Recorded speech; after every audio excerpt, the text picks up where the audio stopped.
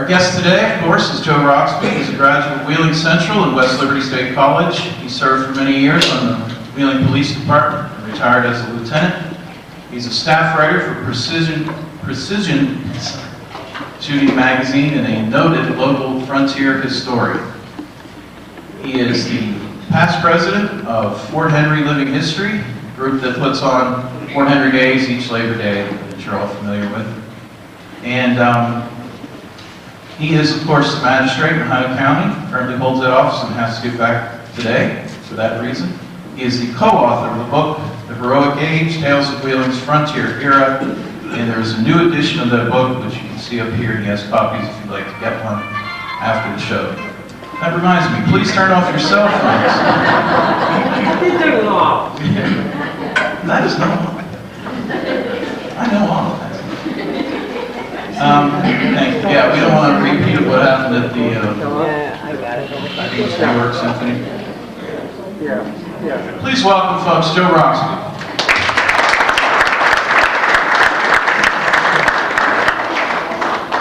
Thank you very much. It's a pleasure to be back here again. You folks hear me back there okay? Back there? Turn it on. Oh. Okay, Alexis, you're talking. Hey, we're good. To simplify things, any? Good back there? Okay. Okay, once again, it's a very much a pleasure to be back here with you all. I see the turnout here. I wondered who was going to speak. Surely would be here to speak. I think I was one of the very first folks to speak here when they started this program, several years ago, wasn't it? And which kind of begs the next question. If they heard me then, why would they have me back now? Anyway, again, it's a pleasure to be here, and we are here for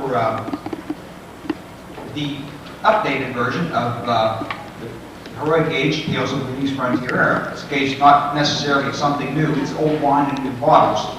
But what we have done, we've updated it, we've added 5 new chapters, and we've also done an expanded version, and we will address both those presently. The idea was for the general reader, things like that, we added new chapters and left the old ones intact, pretty much unchanged, with the idea they could read through that and enjoy these history stories for just what they were. Again, they're not stories, they're facts as best we can present them, and of course, hopefully do it in an interesting and readable style. But beyond that, we added 5 new ones. And in the expanded version, what we did, this is a little more of a hardcore historian, someone who is very much, maybe beyond, a little bit beyond the period buff, who actually wanted to get in there and examine some of the primary sources. And kind of what we did there is we picked out some of the best of the best. For instance, in there's eyewitness accounts of people who saw Louis Wetzel doing things, eyewitness accounts of Betty Zane, things like that. I'm getting slightly ahead of myself. Anyway, the 5 new chapters that we did, and I would apologize right off, that was rushed to print. There's a couple of typos in it, not many. Unfortunately, one of them appeared right at the back page. While you sometimes lose something, you also get something. One thing we did get with the newer version, we had a couple of typos in it, but we actually got the artwork right. All the illustrations are done, of course, by our own resident frontier artist, Anne Foreman. Is she here? Or just Noel?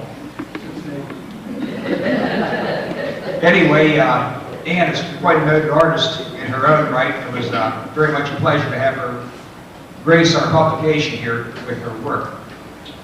Anyway, among the 5 new chapters we did on the new books, 3 of them actually deal with the most critical year of the American Revolution, 1777. And the reason I say that was the most critical, that was the year that actually really got underway and also looked like it was going to fail. Just to kind of put it in perspective for you, 1777, what you have going on, beginning of the year, Washington's won one victory.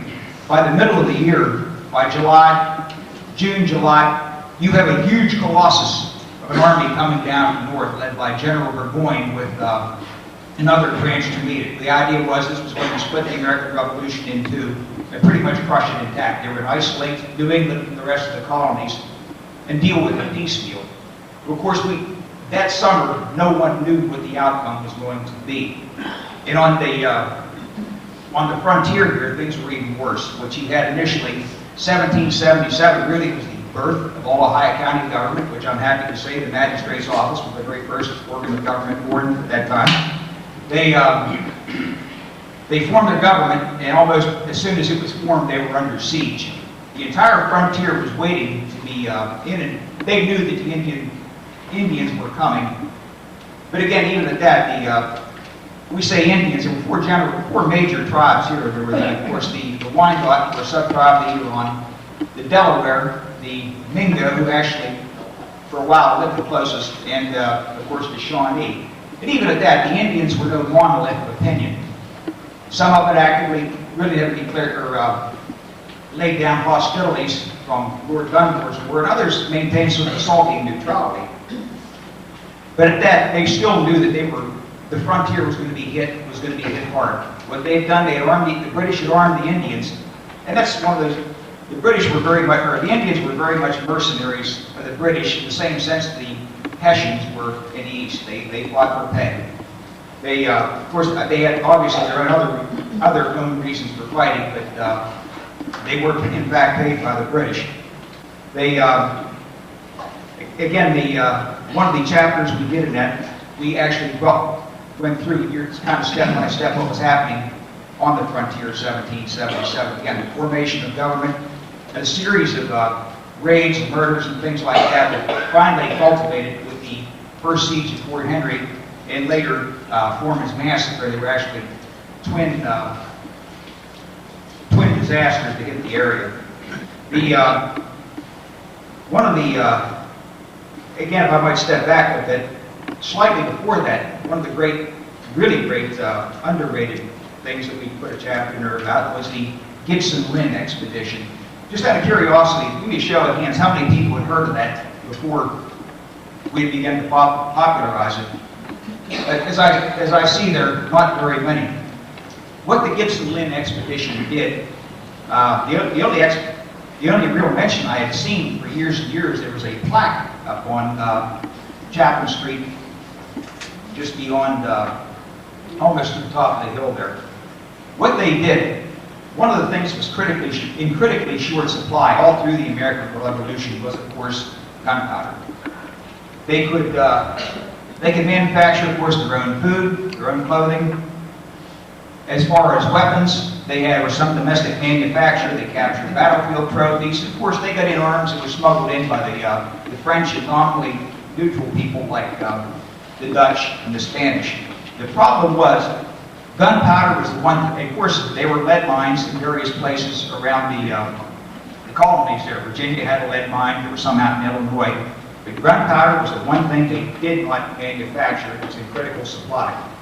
Even what Washington, the problem was Washington was always in short, General Washington was always in short supply of the stuff. And remember, out here on the frontier, we kind of got whatever they thought they could spare, which wasn't a whole heck of a lot. Well, again, this is one of those things where world events sort of overtake local events. The French had been looking to help arm the Americans, but not do so openly. They wouldn't become our allies, actually, until early in 1778, when they saw that Burgoyne had been defeated in the field. But what they did to help arm the American frontier, they made arrangements for the Spanish to offer for sale in New Orleans gunpowder to the American colonies, or actually specifically to Virginia. Well, the problem was getting this, and getting this was one of the true, I don't know how I would say this, Herculean feats.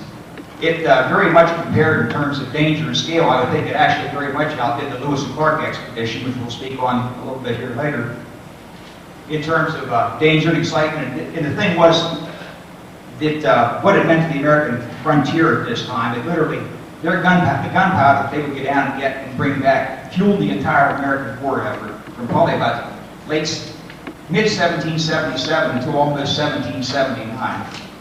But anyway, the two principals of it were George Gibson and John Lynn. These two gentlemen met when they first organized a group to throw out the royal governor of Virginia. When they came back, they had a group of them they referred to as Gibson's Lambs. apparently they were a very effective force of fighting then. Well, again, the problem you have, there's no gunpowder, no one manufacturing it. Was a nice idea. They know it's available in nominally neutral port of New Orleans. Now, of course, New Orleans at that time was held by the Spanish, but the Spanish have a very pro-American neutrality. So this group organizes an expedition. They build a broadhorn. That's basically how do I describe it? Sort of a cabin on a raft to go down the river and bring this back. They take 17 men with them. They leave sometime in the summer of 1776. But just to get down here is bad enough. I mean, people think of the Ohio River today as kind of like a nice smooth, what it is a nice smooth series of lakes. I've ever seen the Corps of Engineers. What it was back then was anything but. There were sandbars, shallows, whirlpools, all sorts of snags and sawyers, just any sorts of menace to navigation you could imagine. When you got down below, I believe it was Cincinnati, it's what they called the Falls of Ohio. There was a few miles where the Ohio River turned into a whitewater expedition. So it certainly wasn't for the faint of heart. And along the way there are hostile Indians, and you get a little further south, particularly in the warm weather, we get into the nasty snakes and the alligators. You can think of what these people dealt with. And if that wasn't enough, once they got there, New Orleans was very much a city of intrigue. Like any nominally neutral port, war zone, there's all sorts of spying activity and counter-spying activity. The British were always and certainly always the masters of the game at that. One of the great unsung heroes of that expedition was a guy whose name is not attached to it. His name was Oliver Pollock. He was affiliated with the trading houses of Philadelphia. He had gone south many years ago and ingratiated himself with the local viceroys down there, and he was one of the few Americans who was allowed to trade. When basically when Gibson and Lynn got down here, he brokered the expedition, made the contacts with these folks, and made them have the ability to deal with the Spanish and get their gunpowder. He lives, by the way, he lives in the hearts of trivia buffs everywhere. He is the one who's commonly associated for the dollar sign that we have in common usage today. He was the first man to use that. They go down, they make their contacts, they come back. Again, the trip down was horrible. The trip back was impossible. Remember, they're coming up in springtime, in the late, how should I say, early winter, late spring. They're pulling this gunpowder up. They've changed vehicles in that what they're pulling up now are kind of like outsized canoes, large pirogues. They're pulling it upriver. They're coming up 1,700 miles, and again, they're facing all the same navigational hazards they faced going down. And in addition to that, there are people actively hunting them. Of course, as you know, most of you folks who live here along the river, you know what the Ohio looks like come spring. The water is very high. A lot of times it's jammed with ice. They had even more navigational hazards coming up than they did going down. The funny thing is, this expedition was almost miraculously blessed. They made it the entire way almost with no more than the reasonable hazards that you would expect through there. And they, just as they hit the mouth of the Ohio, of all things they wanted with a British trading boat. Apparently it was 1,000 miles upriver, there was a British double agent who was very much well informed about what they had done. He met these people with his own crew at the mouth of the Ohio, Mississippi, and actually sold them corn, and the two sides declared a truce and celebrated. By that time, the governor of Detroit, I believe it was Henry Hamilton at the time, had sent out an active body of Indians to hunt these down. And again, amazingly, these people made it back. I believe it was May 1st, 1777. It was considered, the cargo was considered safely through when they docked at Fort Henry. But that's one of the chapters in this book. And it's one of the great, really underrated stories of local frontier history. Another chapter we have on there was on Sam Mason. For Sam Mason was, among other things, he was a hero at the first siege of Fort Henry. When we actually sit down to a body count on who was shot and how many people were killed and things like that, you read these later histories like History of the Panhandle and things like that, it talks about our frontier ancestors did not waste their shots, the Indians were killed with plenty, things like that. There's a document that actually reads like an after-action report. It was filed by a Moravian missionary when he talked about the Indians coming back through. They lost 3 men. They had 3 men and 5 wounded.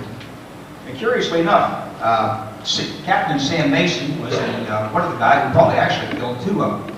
At that battle, he was very much, probably more of a hero at that time than was Sam McCullough, who we revere today as kind of one of the trio, the legends, for the basis of our frontier heritage here. Anyway, when Sam Mason was, among other things, an early Ohio County magistrate, of course, he took a little different career path after that. Sometime after about 1782, he left the area, and he began to, of course, he had a tavern, among other things, out in the area about where the swing club is today. He had a bar there. Well, he practiced his trade with a decidedly deadlier twist of this when he moved to got down toward the Kentucky area, down toward the mouth of the Ohio, or where it meets the Mississippi. He opened another tavern that they called the Cave and Rock. Most of you folks are old enough to have seen the movie How the West Was Won. That crusty character in there, played by Walter Brennan, where Jimmy Stewart goes in and he's waylaid by the outlaws there. That guy was based on Sam Mason and the tale at Cave and Rock. But anyway, he opens a tavern there, and basically it's a magnet for all the outlaws. And what he does, he puts out a sign that says Wilson's Liquor House and Wilson's Liquor Vault and House of Entertainment. Basically, what that, in today's parlance, what that would mean is something akin to Joe's Bar and Bordello. Of course, the riverboat men coming down, as soon as they see that, they rather foolishly guide their boats up. When they landed, no one came out.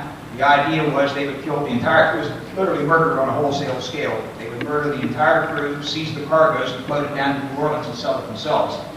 Later on, as things got a little too hot for Sam Mason, he moved a little further south and began to operate down around the Mississippi, of course. And then he began to, at that point, he also began to rob people on the Natchez Trace. Again, like any outlaw, he began to progress and think about this, and why should we bother taking cargo and horses and things like that, which we have to dispose of, when we can sit on the Natchez Trace and rob them coming back? The idea was when these people took their cargoes down, disposed of them, they were coming back carrying large amounts of hard money, which was hard to come by on the frontier, and he made it a point to rob them. One of the more interesting how should I say it, confrontations there. Sometime, it was probably about 1795, he stepped out on the trail and came face to face with no one else but Lewis Wetzel. And he took one look at Wetzel, and for lots of reasons, he decided to let Wetzel pass and let him go with his money unmolested. I'm sure even Sam Mason knew at that time that to cross someone like that would be he would have an enemy whose vengeance would know no season. Another chapter we put in there was on the Crawford expedition. It's of local interest to us, of course, the Crawford expedition, that most of you folks probably have a passing acquaintance with that if you've read Dark and Bloody River. Crawford is of particular importance for us locally because he was probably most likely the guy that designed and laid out and directed the building of Fort Henry. He was here in 1774. Of course, he went east. He was a favorite of Washington's. He later was sent back west to help with the Indian Wars. And again, Crawford was one of those folks. He was a reluctant hero. By 1781, when the British had surrendered at Yorktown, he pretty much thought the war was over too, although any of us who studied local history know that was not the case. October 1781, of course, Cornwallis lays down his arms. In this area, the war is still going and going strong. 1782 was a horrible year along the frontier, and and they weren't quite sure what to do. And they had regular troops at Fort Pitt. These folks were at a stage of near mutiny. The only people they really had to step up to the plate were militia. Well, the militia had their own set of problems too. They were untrained. They were notoriously rowdy troops to deal with, and many times were their own worst enemy. Of course, the good thing about them, they were very much eager to grips to come with the enemy because it was this area was being, their own homes and farms and that were being devastated. So in June of 1782, Crawford led an expedition north to the area up around Upper Sandusky. Of course, again, time and again, the Indians would prove that they were nobody's fool when it came to frontier warfare. No matter how good the frontiersmen got, at that point they were still very much the teachers, and the frontiersmen were still very much the pupil. The whole way up, Crawford's expedition was spied upon. Numbers were, they literally counted noses as they went, that kind of thing, reported back. While the Crawford expedition took their time to travel fast enough to do what they wanted to do, which was basically what destroy the villages, drive the Indians back deeper into the Ohio, Indiana country. So again, lengthen the distance they have to come to wait, more inconvenient for them.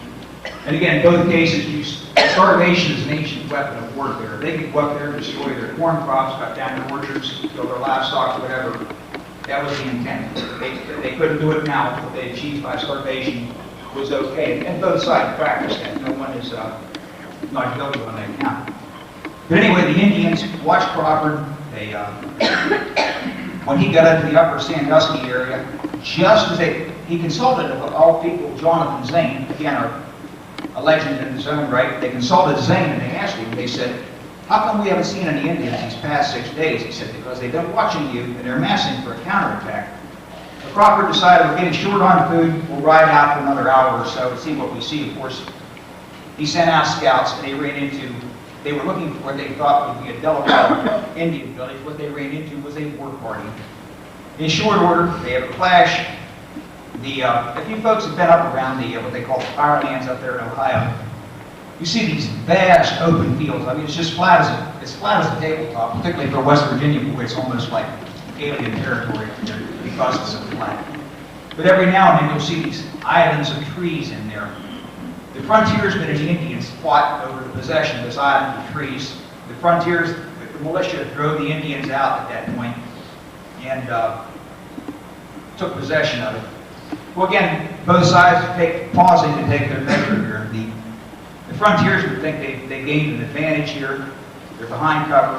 They're well positioned to fight. For what the terrain is up there, was actually a good defensive position. The problem is they're without water.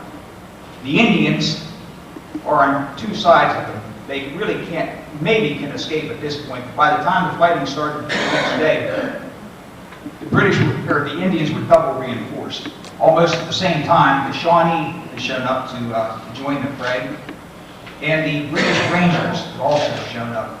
So now these folks are in a bad way. They're trapped. They're 170 miles from home. Whatever they have with them is all they're going to have in the way of reinforcement. They're also out of water.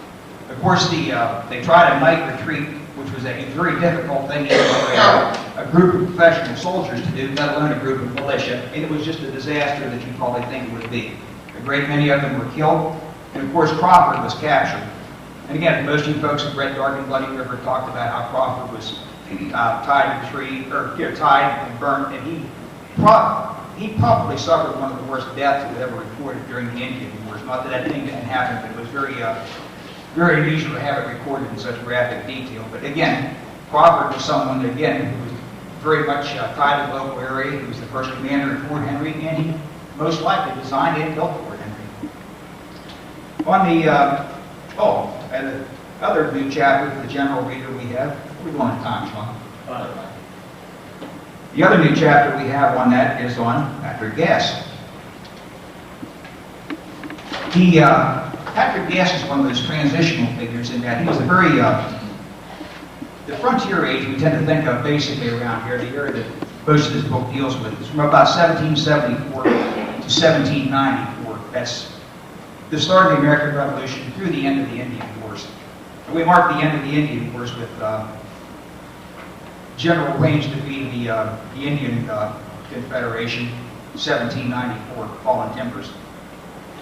Well, again, Gass is kind of a transitional figure because he was a very young man just at the end of that and actually served in the militia. He was from the central Pennsylvania area. He lived a while in the Washington, Pennsylvania area, but eventually, I believe, his family settled over toward Wellsburg. Excuse me.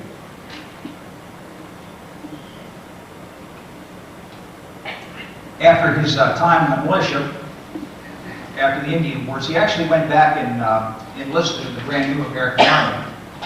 He was he was again a tough frontier type. He was also a carpenter, who was to come into play for why he was chosen in the Lewis Clark expedition. And incidentally, that was Gass's real claim to fame. He was I think one of the oldest members of the Lewis Clark expedition, and he was the last surviving member of the Lewis and Clark expedition. He's buried up in Wellsburg. That's where he finished out his final years. But again, 1803 when Lewis was going down the river recruiting for the Lewis and Clark expedition. And incidentally, I read part, getting some of the background for Patrick Gass. Wheeling plays a part in the Lewis and Clark expedition in that they stopped here for a day or so. There was a drunken doctor who was supposed to go with them. They wisely passed on him, let him stay. And this is also where Lewis and Clark's weapons caught up to him. Lewis and Clark Lewis had rifles specially manufactured for him for this expedition for complete interchangeability and things like that, which was a groundbreaking concept. It was ahead of its time. He had those manufactured at Harper's Ferry, but they weren't ready for him while he was getting the boats built at Pittsburgh, so they were shipped overland, and he and his rifles got here in Wheeling also. That's why he had other reasons to stop. Anyway, at the mouth of the Mississippi, I believe it was a fort called Fort Manchac, is where our subject here, Patrick Gass, was stationed. He was down there, and again, this was going to be a great adventure. A lot of people wanted it, but the people they were recruiting, or that wanted to come on this, were frontier adventurers. Somehow, like this was going to be a champagne and caviar hunt. And they were just going to explore, kill wild game they wanted, and things like that. And it just wasn't so. It was a military expedition. And those type of people that they had there were the very last thing they wanted. What they wanted was someone like Patrick Gass. He was a hard, tough frontiersman, used to military discipline. And in fact, at all times, there were guards kept and things like that in the camp. No matter what your specialty was, no one was exempted from things like whether it was skinning game, gathering wood. Everyone had to do it. When they found out Patrick Gass, of course, was a carpenter, they wanted it right now. And the commanding officer, in fact, was reluctant to let him go. He thought he was a valuable man, but of course, Meriwether Lewis carried a presidential commission which trumped all aces, and I won that man. So he went to the Lewis and Clark expedition. They, of course, I don't know how familiar you are with that. The early part of the journey was very interesting. They spent probably one of the more interesting winters that they had. The first winter they spent with up on the Missouri with the Mandan Indians. With those particular Indians, they got along very well, as opposed to some of the other ones that they rubbed shoulders with the wrong way, like various branches of the Sioux. They spent a wonderful winter with these folks, and they built a small fort there, most of which was done by Patrick Gass. The design and the execution of it, I'm sure. Basically, they compared and traded. They did a lot of weapons repair, a lot of ironwork and things like that. These were crafts the Indians out west did not have. They were exposed to them, but they really didn't have access to them except for a few British traders. But they very much enjoyed this, and as far as the hunting was one of those things they paired up for very well. The Mandans knew what the game was, they provided the horses, and of course the explorers there provided the firepower. But when the two groups came together, they provided for each other very well. It was just one of those, it was a very symbiotic relationship in that each had to offer the other what the other needed, and was graciously given on both counts. There was one rather fun thing here was, how do I want to say it? Business wasn't all business. I'd like to read this one account to you from Patrick Gass. It said, we ought to be prepared now when we are about to renew our voyage to give some account of the fair sex in Missouri, and entertain them with feats of love as well as arms. We could furnish a number of entertaining stories. It's observed that chastity is not highly esteemed among these people. There were very severe and loathsome effects of certain French principles, not uncommon to them. The fact is, women are generally considered an article of traffic, and indulgences are sold at a very reasonable rate. As proof of this, I will mention that a man spent a night with the chief's daughter with a tobacco box. The chief of the Mandan Nation. Again, apparently some of these diplomatic negotiations, I would simply say, must have been conducted at extremely close quarters. Anyway, before we close the book on Patrick Gass here, he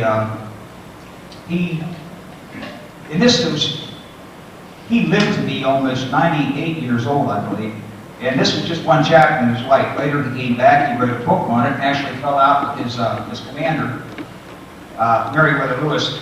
Lewis, of course, wanted to write the definitive book, the definitive biography on it. Patrick Gass wrote his and beat him to the punch. And he was very put out about that. Later, again, he talked about a man living a full life. He, unfortunately, like many wars and many things like that, today's hero is tomorrow's drunk, tomorrow's alcoholic, today's forgotten person. And that very much happened to Patrick Gass.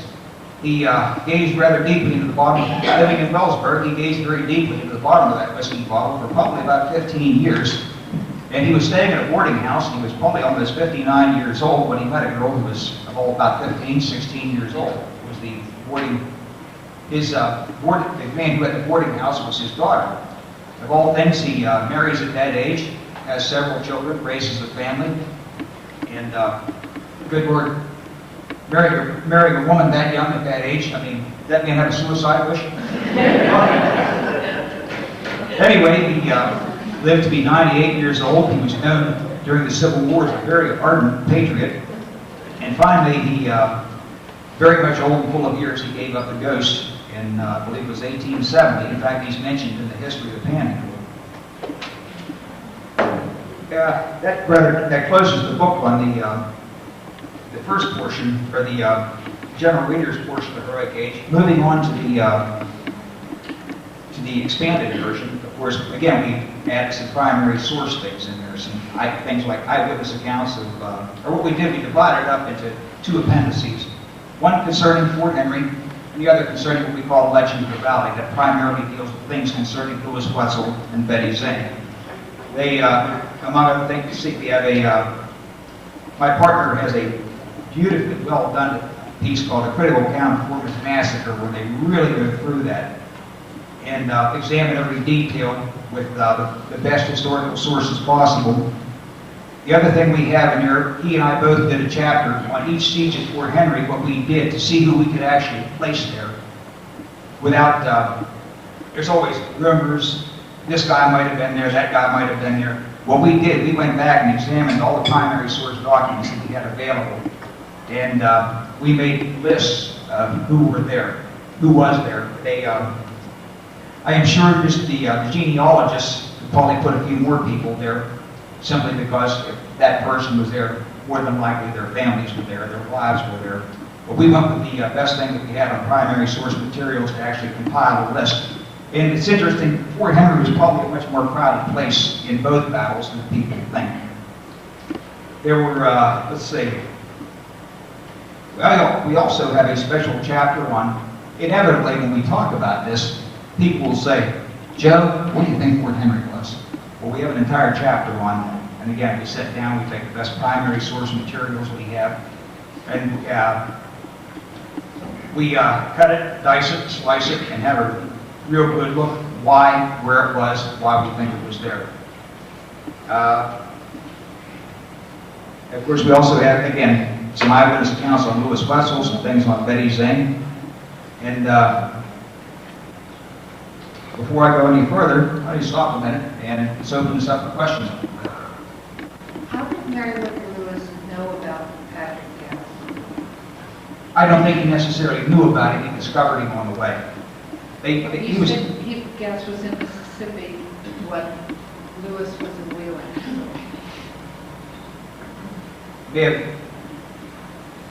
Meriwether Lewis was not, did not discover gas in Leland. Where he ran across him was when he stopped down there at, there was a fort called, I believe it was Fort Manchac, all right? It was down there at the confluence where the Ohio and the Mississippi come together. He stopped there probably for supplies and things like that, and also looking to recruit. And he came across gas and was very much taken. This was the type of rough, rugged frontiersman, a man used to military discipline as well, that he was looking for. You mentioned about Meriwether Lewis and the Natchez Trace. Of course, he died on the Natchez Trace, I think, and there's still controversy about whether he was a suicide or he was murdered. What's your personal take on that? I don't claim to be the last word on the Lewis and Clark expedition, or Lewis for that matter. Just what I read on the subject, I believe Lewis had money problems. He was a very mercurial personality, very up, very down. It strikes me. But again, it strikes me most likely that he took his own life. That said, the Natchez Trace at that time was an extremely dangerous place. I mean, not in those days the frontier was an unusual mix of faith and felony. On the one hand, people would leave their doors open so the strangers might not suffer want if they happen to come through and the weather was bad, that kind of thing. On the other hand, it's also a place where you might be killed for your clothing just because it didn't take a whole lot. And the Natchez Trace very much embodied all of those things.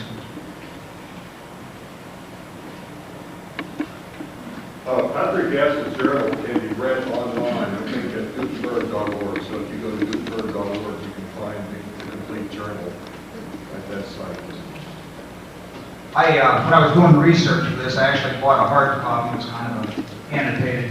One of the things that I like to hunt, one of the things that amazed me was the amount of game that they killed. In fact, one of the things that they mentioned was how much meat they ate, and they were doing the Atkins diet before it was popular. So in some cases, they ate up to 9 pounds of meat a day. On the other hand, they ignored some other very basic rules in that the expedition suffered scurvy. It was one of the little-known problems that they had. Of course, had they remembered to do what the Romans did way back when, they could have, had he taken a barrel of vinegar along with his provisions, it would have helped them probably in lots of ways. Typically, what the Romans did was pour a cup of vinegar in a bucket of water, both as a disinfectant and it gave them vitamin C. Where is Fort Henry? Where was Fort Henry? By my best record, okay, that marker, the group point market about the southeast corner, all right? If you've seen the video we did for that some years ago, where Fort Henry comes up out of the ground, anyway, that's probably a good point for the southeast corner. It's probably about as wide as that lot. It would go just north, about as far as the other side of the mall building there. Just kind of was getting into the southern wall of the Capitol Music Hall. That would be about the extent of it. That gives you a rough idea. At the beginning of the revolution, how many settlers were in the area and how many Indians were faced? As far as the actual numbers of settlers, I can't say. I think I saw a census when I was flipping through somewhere about 1790. I think there were 5,000 people, it said, for Ohio County, or maybe the leading area, all right? But again, as far as how many Indians there were, I can give you a little better gauge of that by, at kind of a full court press, the tribes that lived around here might have been able to field about 200 effective fighting men. That's every man up. Of course, it never quite worked that way. But they, about 200 men were what they could field. So the Indians were never particularly numerous. They were kind of, in a lot of ways, the special forces of their day. They were the best at what they did. As light infantry, they certainly had no equal in this area. They were probably the finest light infantry in the world at the time. What? Joe, that film that you had that showed where Fort Henry was and the graphics that made that come out of the ground over there, could you bring that and show it at one of these?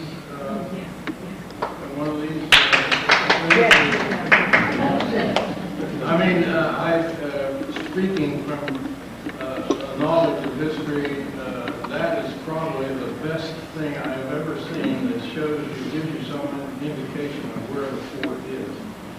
Well, Bob, I actually have a special treat for you. I didn't bring that one, but we shot another one up at Fort Henry days that I did not get to show you. And you've probably given me a good lead-in for it. Well, we didn't plan this. It's, again, it ties in rather neatly with what we did. Now, this deals strictly with the siege of 1782, all right? Where Betty's famous gunpowder run.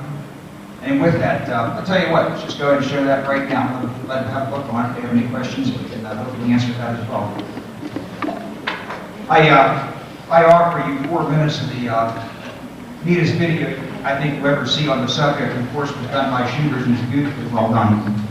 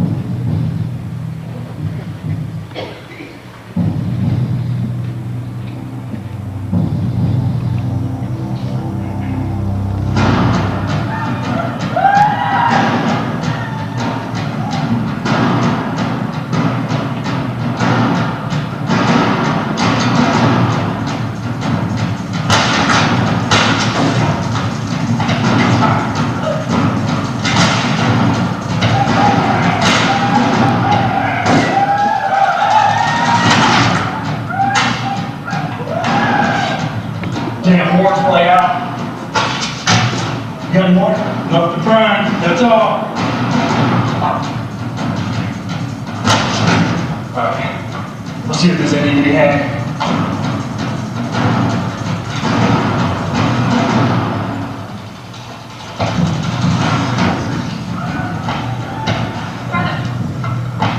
There's not a horn here in town with enough powder to even load a musket. We've got enough for even another volley. Why the hell wasn't more powder left at the fort? So thieving hillchacks would carry it off. Hold it tight. Now, plenty more at the blockhouse. Now I'm wondering, fighting men, Fort Henry, wonder if there's a hero amongst you, courage enough to go and fix it. I will. Should I fall? I'll be less missed than a man.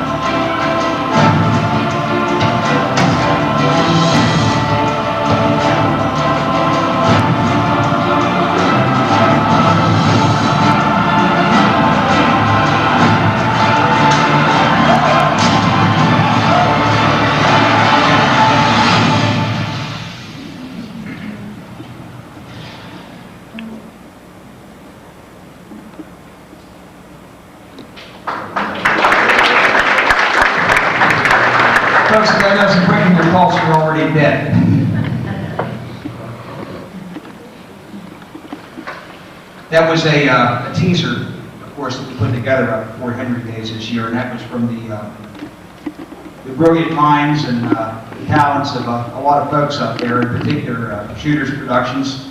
The gentleman that you saw playing the part of Jonathan Zane there, who was out of ammunition and posed the question there. He's actually an Navy SEAL and a professional actor. The lady playing Betty Zane is also a professional actor. These folks donated their time, and they certainly graced us with a nice piece.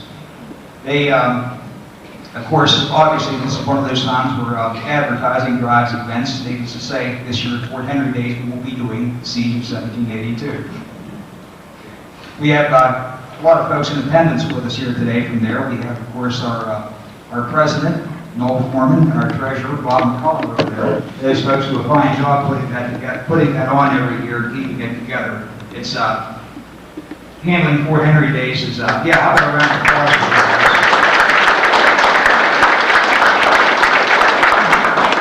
Of course, we have Dawn Feenan over there with the contra dancers. They, his wife. They, any other Fort Henry denizens I'm missing here? Art Bolton, whoever? They, we'll get you next time when you're Anyway, if you folks enjoy the Frontier Aura and the, really, if you want a three-dimensional experience of what this time was like, to truly capture the spirit of the age, get up and say it. So by the way, this piece that you observed here, it wasn't meant to be an exact recreation of that. It was compressed for time purposes, and again, very limited budget. But what do you think? Are we ready to see the movie? I've done a screenplay. If you have someone that has a bunch of money that doesn't know what they're doing with it, tell them to come see us. Anyway, before I go any further, are there any more questions? Well, with that, I will step down. Would you like to play that one? Would you guys like to see that one more time? We've got time here.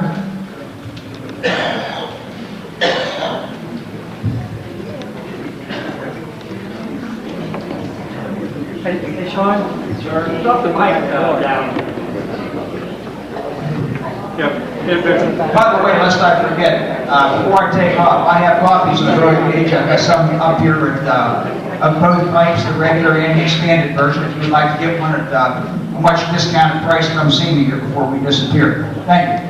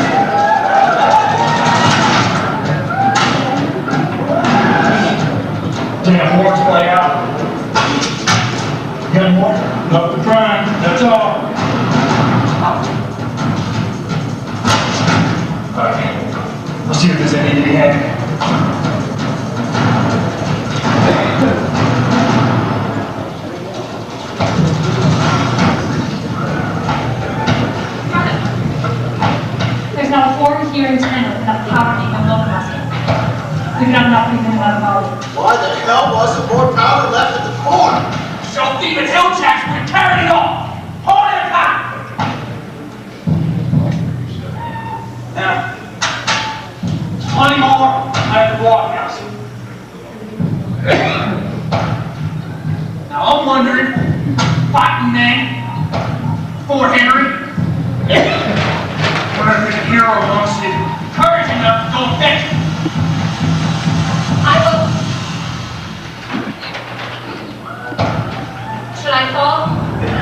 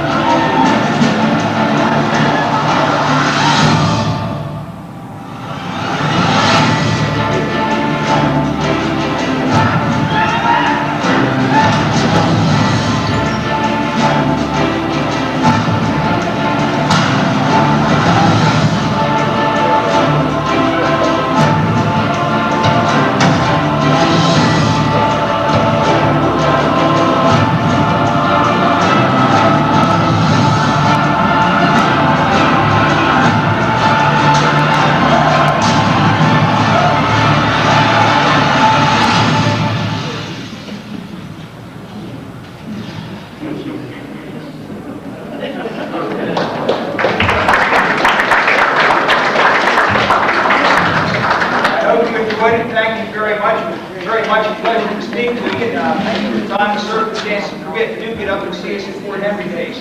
Labor Day weekend, the Saturday and Sunday. Come on up. We'd love to have you. Thank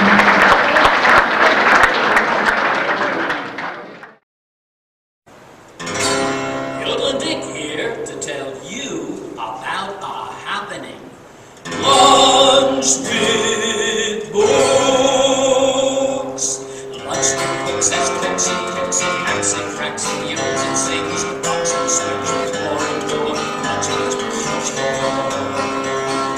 Lunch with books.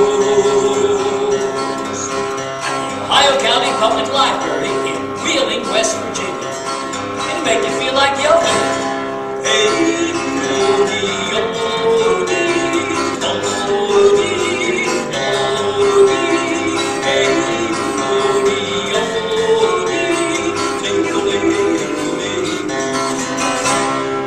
Mostly on Tuesdays at noon. Bring your lunch, we'll provide the pop. And it's all free. Lunch with books. Knowledge is served.